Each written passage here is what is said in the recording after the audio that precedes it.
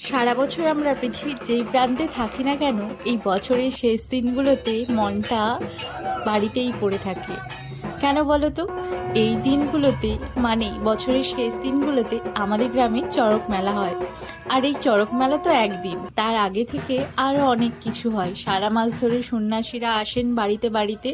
তারপরে যেদিন চড়ক তার আগের দিন স্বয়ং মহাদেবের বেশে কিছুজন আমাদের বাড়িতে বাড়িতে আসে, সাথে থাকেন তার দুজন স্ত্রী।